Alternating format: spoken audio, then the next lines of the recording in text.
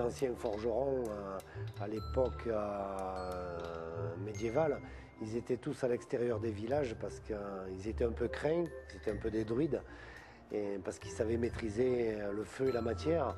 Et donc moi je suis un peu pareil, changer la matière en la chauffant, c'est vrai que c'est un peu une alchimie, quoi.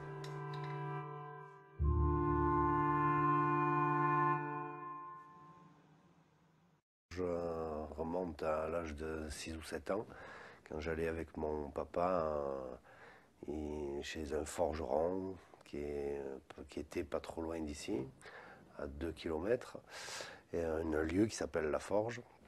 Et il lui faisait refaire les pioches et les baramines, enfin tous les outils qu'il avait. Et donc il laissait ses outils chez le forgeron.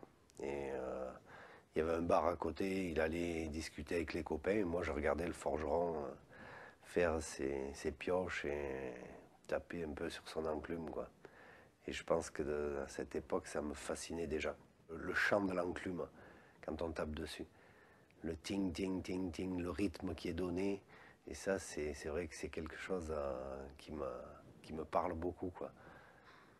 Si je rentre dans un village que j'entends ce bruit, il faut que j'aille voir quel est cet tintement, ouais. La maison où on est, c'est la maison où je suis né. Et c'est les souvenirs de ma grand-mère qui, elle, a été aussi un personnage. Elle était conteuse, quelqu'un d'apprécié dans la vallée. Et moi, je veux aussi y laisser mon empreinte.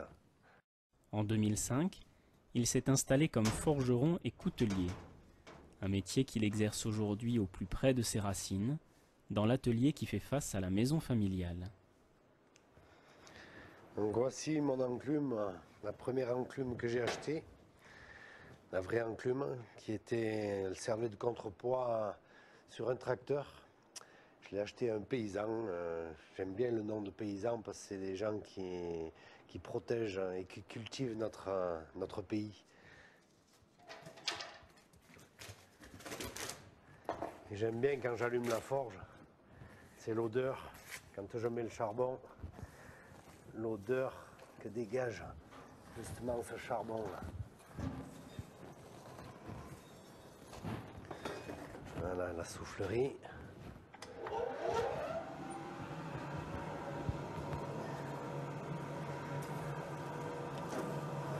C'est une odeur de terroir aussi, ça, le charbon.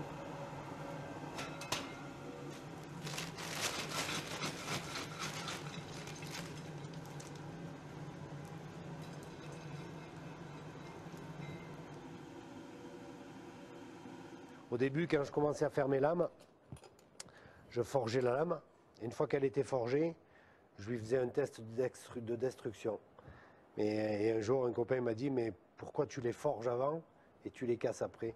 J'ai dit, mais c'est vrai que je pourrais essayer de juste tester un morceau d'acier pour faire sa trempe, pour faire la trempe, voir sa dureté. J'ai dit, mais en même temps, ça m'apprend à forger la lame. Et si je la teste qu'elle est bonne, je la garde. Et c'est vrai que j'ai beaucoup fait d'essais que j'ai cassés au début. Et petit à petit, je me suis amélioré après en les testant pour arriver à prendre ce coup d'œil pour la trempe, pour le revenu, tout ce qui est le traitement thermique de l'acier. Sur le trou, voilà. Déformer la matière, la plier à sa volonté, Voilà. c'est le quotidien du forgeron. Tu vois, le trou, il est bien. C'est bien quand il est bien propre comme ça, tu vois. Aujourd'hui, c'est à une grille en fer forgé que Robert donne vie. Un travail de force pour lequel l'a rejoint Stéphane, un de ses amis. On est bon là.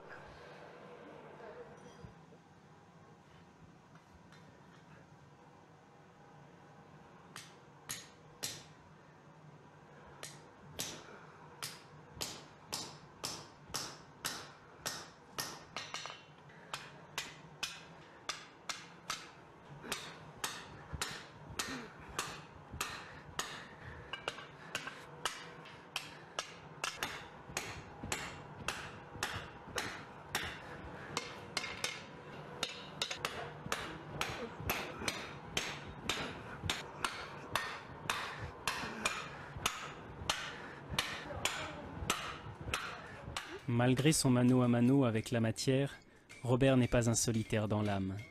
Chaque 1er décembre, dans son atelier, les enclumes chantent en l'honneur de Saint-Éloi, patron des travailleurs du métal.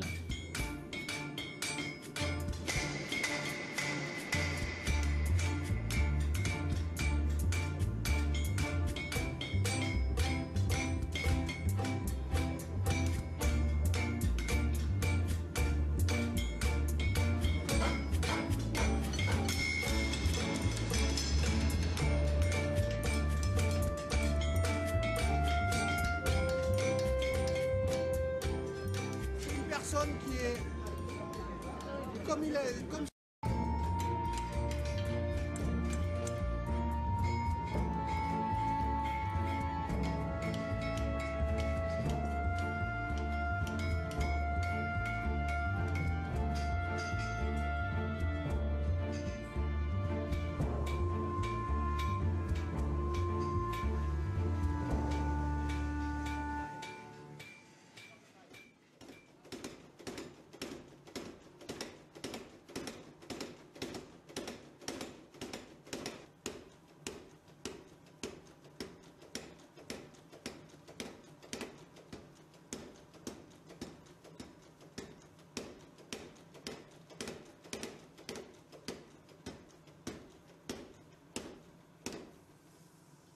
Les qualités que je peux avoir en dessin m'ont servi pour arriver à faire quelque chose, réaliser des choses plus précises dans la forge.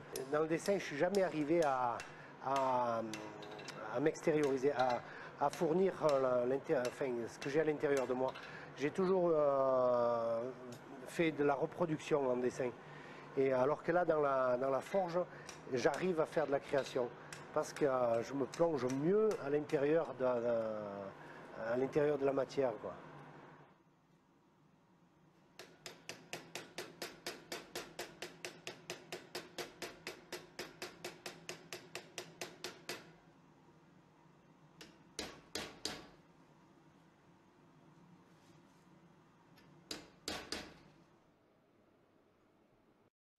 J'ai commencé par celui-là, ça a été mon premier dessin, avec un cran forcé qui est en plein manche, donc un cran forcé et une lame forgée. Disons que la coupe à peu près du couteau que je voulais, qui aille bien dans la main, qui soit avec des courbes, et ce décroché là, qui est important pour moi, pour y caler le pouce, parce que l'autochtone dans le Champsaur, quand il coupe le jambon ou le saucisson, il met toujours le doigt sur la lame, et là, en calant le pouce, il peut couper le saucisson sans problème. La version définitive, j'ai équilibré au niveau des vis pour que ça soit plus harmonieux. Pour le champsaurin comme pour tous ses couteaux, Bob contrôle chaque étape. Le coutelier confectionne chaque élément sur mesure et n'hésite pas à recourir aux techniques les plus élaborées. La fabrication du damas permet de mélanger des aciers doux et des aciers durs, ce qui permet d'allier la dureté et la souplesse. Et on fait comme une pâte feuilletée avec ces aciers différents-là. La soudure à la forge permet de souder les deux surfaces vraiment parfaitement. On arrive juste en dessous de la température d'ébullition de l'acier, ce qui permet d'avoir des molécules qui sont malléables. Et en tapotant au marteau, ça permet de les coller entre elles. À un moment, dans les flammes, on voit des petites étincelles qui sortent. Et ça, cet instant-là, c'est le début de la plage de soudure. C'est un truc qui permet de se repérer facilement, quoi. Parce que là, on n'a pas de thermomètre, on n'a pas de pyromètre à l'intérieur de la forge. Et après, avec l'habitude, c'est l'œil. C'est l'œil qui remplace le pyromètre.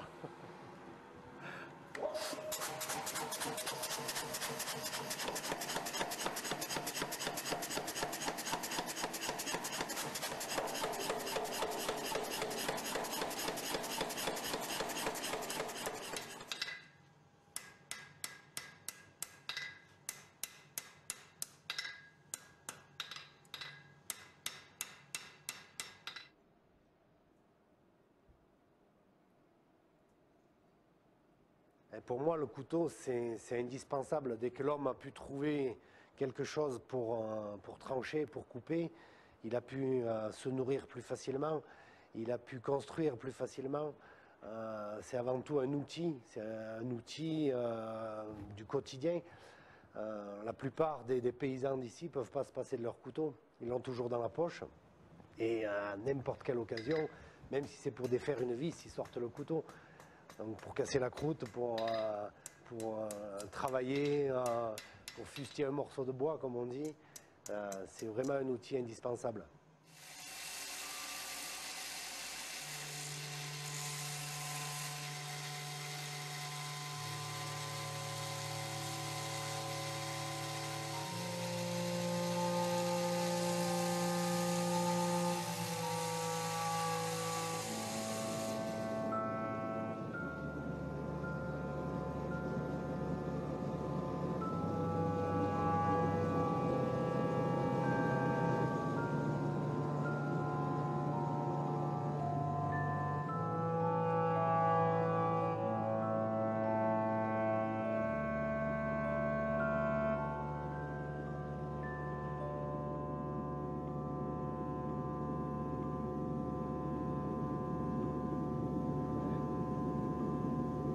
C'est à la lumière, on a la pénombre, on arrive à lire bien la couleur.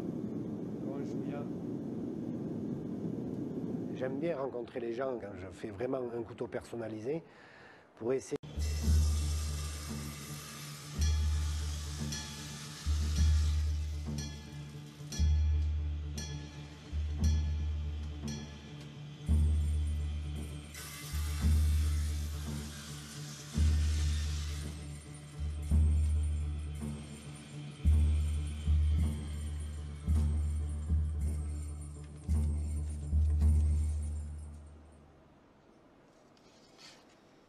Ça, c'est de l'olivier, des plaquettes en bois d'olivier.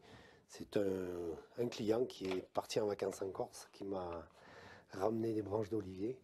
Maintenant, beaucoup de gens qui savent que je veux choisir des morceaux de bois un peu particuliers. Quand ils vont dans un endroit ou un autre en France ou n'importe où en vacances, essayent de me ramener des petits morceaux de bois. Ça me fait des variétés d'essence que je ne peux pas toujours avoir. L'odeur que ça a. Puis bon, il y a aussi un petit côté sentimental pour les gens qui m'amènent leurs morceaux de bois. Parce que je fais le manche avec le morceau de bois qu'ils ont eux choisi.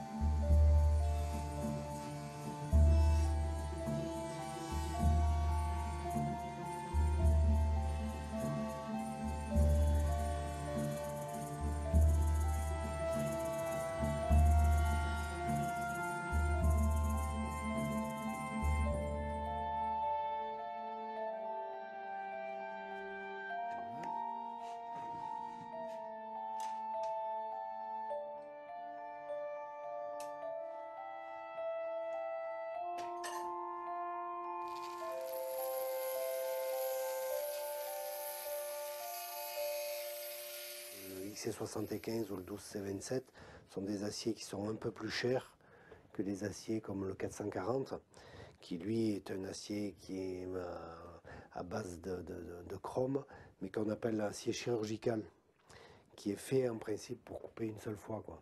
Donc, ça affûte, il tient pas trop le fil et il s'affûte pas beaucoup, pas bien, quoi. Au niveau du prix de revient, quand on fait fabriquer dans des pays étrangers, ça revient beaucoup moins cher.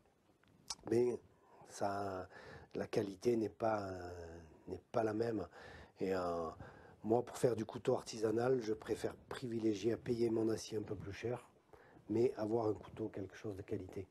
Un couteau, quand on s'en sépare pas, il faut toujours qu'il coupe, il faut y être. Quand on en a besoin, il faut qu'il soit là, quoi.